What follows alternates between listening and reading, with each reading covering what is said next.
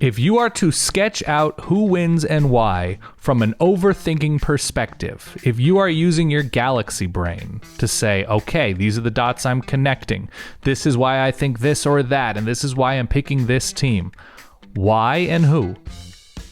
Or who and why? Yeah, if I am, I guess, overthinking it a little bit. Mm-hmm. If I'm trying to put on my galaxy brain hat and figure out, okay, what exactly is going to happen here?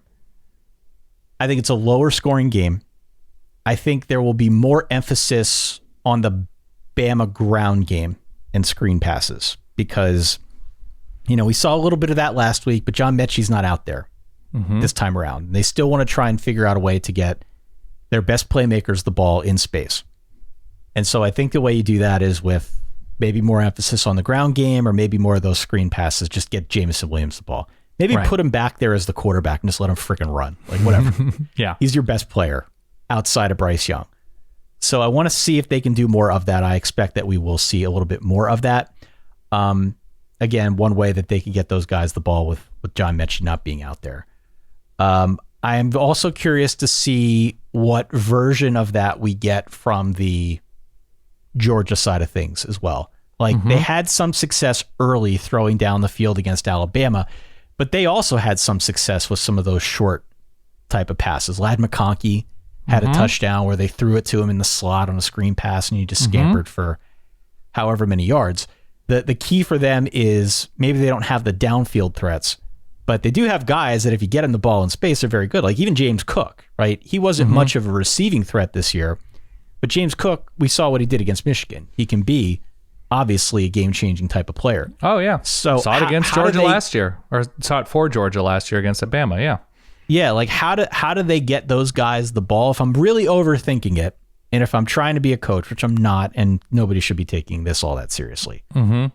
But if I'm overthinking it, if I'm trying to put the game plan together, I'm saying, first prediction, we're going to see more of those shorter type throws, getting guys the ball in space, seeing what they can do after the catch. That's my first prediction. How about you? My overthink express is Georgia. Is coming down to the fact that they've played, the fact that Georgia knows what to correct, perhaps more so than what Alabama knows what to correct in this specific matchup. The fact that I am expecting timely bombs from this Georgia offense to be a real thing. Timely bombs. Okay.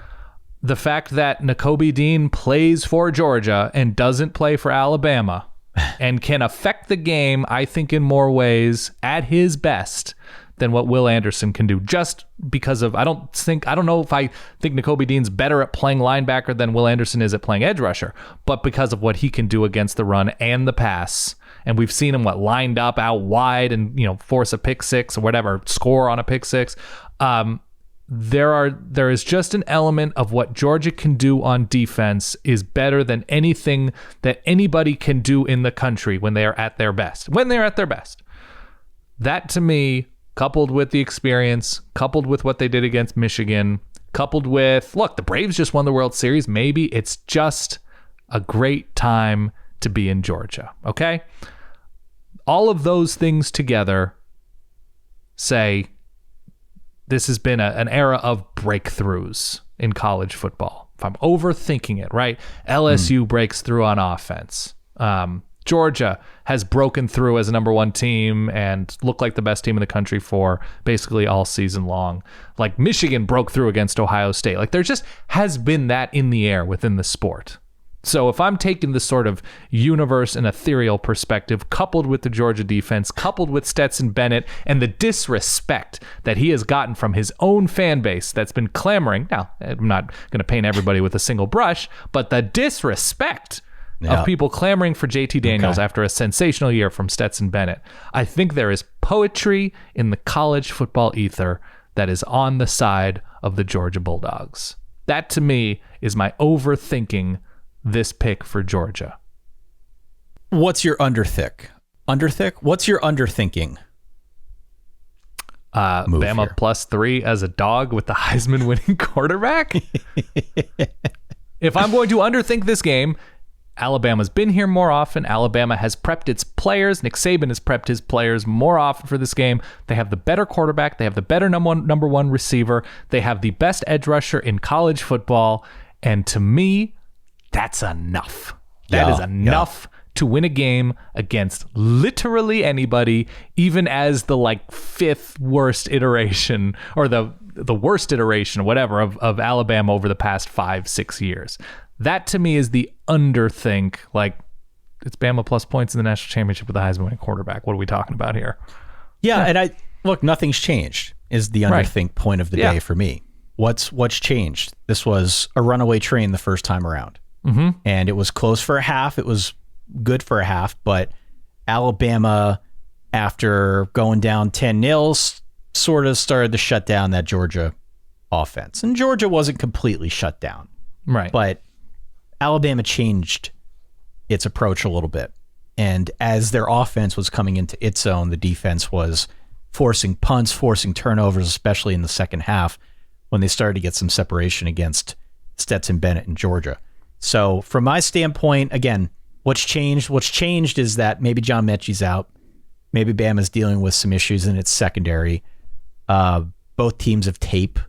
Mm-hmm. But as long as Bama still has Bryce Young, and as long as they still have Jameson Williams and Will Anderson, I'm not sure I feel like anything has really swung so much that it's going to change my opinion. So underthink expressed to me is that it's closer, but that because Bryce Young is still out there and there isn't really an easy solution to stop him, 34-27. 34-27, Alabama wins, and they hit the over. Is that your complete pick? Are you looking which side of your shoulder? Which shoulder? Are you looking to the overthink or underthink shoulder at this point? Underthink. So you're going underthink. Ty, I'm going to be a romantic. I use the word poetry perhaps twice, 3 times too many. I am going with Georgia here. I'm going with Georgia. And there is, I don't think, an appreciable discrepancy in talent on either side, but I'm going to say the Georgia defense, the Stetson Bennett story, and maybe I'm a sucker. Maybe I'm easily seduced by overthinking. But I don't care about being right. I care about being me. And me says Georgia. I am now invested in this Georgia outcome because I'm an Oregon fan and the defensive coordinator is taking over in Eugene. I'm going with defense and poetry and the universe, Ty. Let's ride. If Dan Lanning shuts down Bryce Young, we're going to have to send a neighbor over to check on you because you will be enthralled with the next chapter of Oregon football if they can play defense to that extent.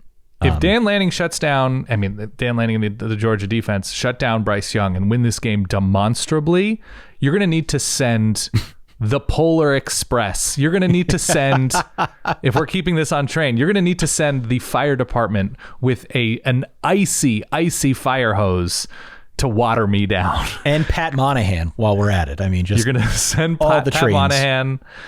I am going to be tingling in an uncomfortable way if that's what happens here. Now, I just want good football. I just want entertaining TV. I don't actually have an investment in this game. But I am leaning overthink because that is who I am. It can only be me. Well, Go Dawgs. Before we close out the DraftKings segment here, 3 other points of overthinking that I just want to put out there into the college football universe. Prop bets. Prop bets are a thing whenever you get to the national championship. Now, we're recording this early. I have not seen these numbers yet, but I do know that they were available on DraftKings shortly before the playoff games. You had some of these player props. 3 in particular that I'd look at. First and foremost, whatever the over-under is for Stetson Bennett rushing guards. I think in order for them to win, in order for them to be better on offense, they're going to have to get him in space. He can run. He's really freaking quick. And I think he's shown a willingness to do so. I want to see if they can get him more in space against this Alabama defense. Just give him something to think about.